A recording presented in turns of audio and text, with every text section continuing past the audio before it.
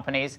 He also got help from the NSA. So what we knew before 3 years ago when we discussed the expansion of the NSA under the Obama administration and how they allowed for basically spying on attorneys, spying on clergy. I mean, this is incredible. Spying on what we consider privileged journalists. Now what we're seeing is that Adam Schiff has taken this to the next level. And what he did was then expanded that, put it out into the report, and then used all the secondary contacts that he wanted exposed in the report. He got help from AT&T, and he got help from someone else in the government. Our sources are saying it's the NSA.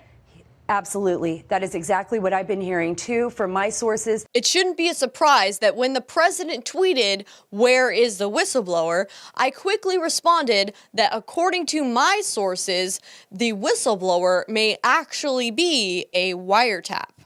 The president tweeted 2 days later with, "There is no whistleblower." If my source can be publicly writing and tweeting about it for the last 2 years now, obviously the president knows about it. Judge Collier, Judge Rosemary Collier, was the judge, the FISA judge, that signed off on the first FISA warrant.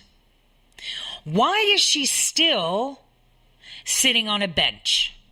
She says the full scope of non-compliant querying practices had not previously been disclosed to the court.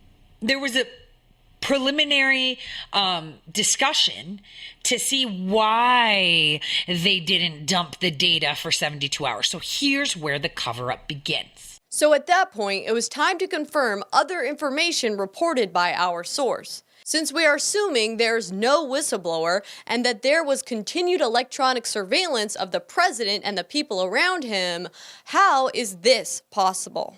The NSA 702 Upstream mission of the intelligence community has morphed, giving them more data collecting authority, all with the blessing of this court. There's a dragnet of surveillance now in place, where everyone's electronic communications are stored for 72 hours. Everyone's and everything. All the devices in your home that could potentially spy on you. These devices include Amazon's Echo, Google Home, networked video games, smart TVs, Facebook Live, laptop Skype cameras, home security cameras, baby monitors, and internet-connected appliances like Samsung's new Family Hub refrigerator that has web-connected cameras inside. Anyone accessing this database has to log in and log out, which would be noticeable by anyone with oversight, leaving only one possibility: the Inspector General of the NSA. Hello. I'm Rob Storch, and I'm honored to serve as the Inspector General at the National Security Agency, who just happens to be the person who allegedly received the whistleblower complaint that kicked off the impeachment inquiry.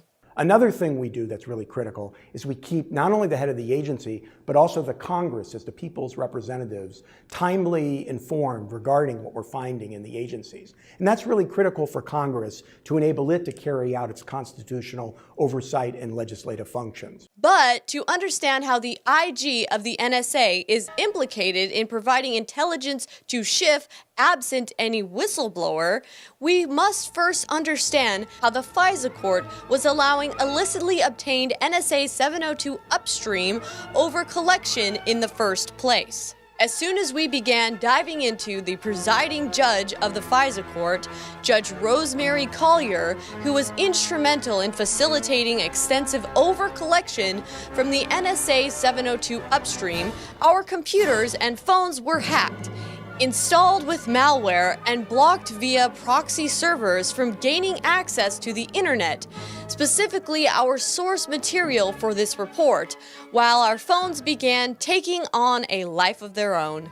You only get flack when you're over the target.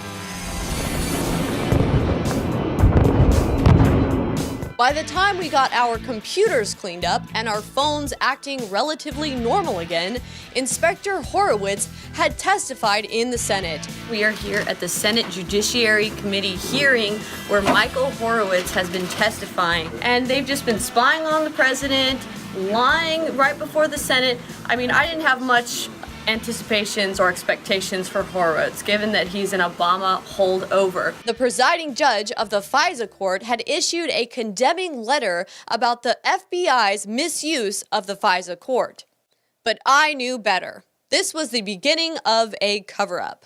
But to understand the cover-up, we have to travel back in time where the chapter of this story began. The main reason they were going for the FISA warrant initially was to go back historically and seize all his emails and texts and all that stuff from back months and even years. So they were covering the period that he was in the campaign, and that's exactly the reason they went for the FISA, to get that stuff. The answer to the question about whether that was just some misguided effort or a plot is how did it all start? And that's why you see John Durham looking back at the efforts and the actions of people like Jim Comey and John Brennan to look and see, did this start before the official Crossfire hurricane date of July 31st. I've seen classified documents that indicates that it did. In 2016, I had directed our Office of Compliance, let's do a fundamental baseline review of compliance associated with 702. September 26, 2016, Collier realizes that since late 2014 through early 2015, there was overcollection of data.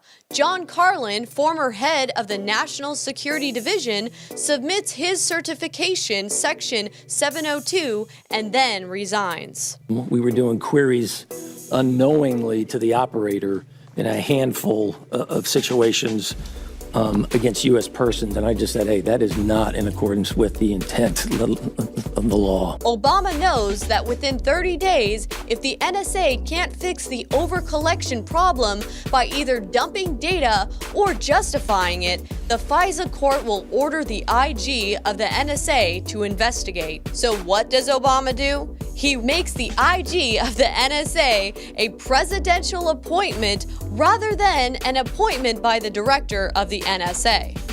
New rules to the game. And as the first presidentially appointed Senate-confirmed IG here at the NSA, I am committed to transparency in the work of our office. In October, right before the FISA warrant for Carter Page is signed, the NSA asks FISA for an extension until December 2016, citing errors and a matter of national security.